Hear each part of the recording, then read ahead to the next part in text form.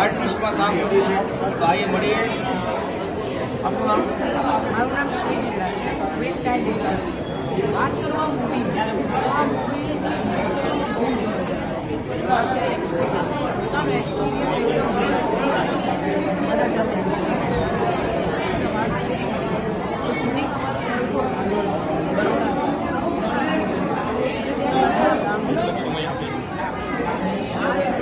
આ મૂવીમાં ખાસ કરીને એવું બતાડવામાં આવ્યું છે એક માં કે બહુ જ ગરીબ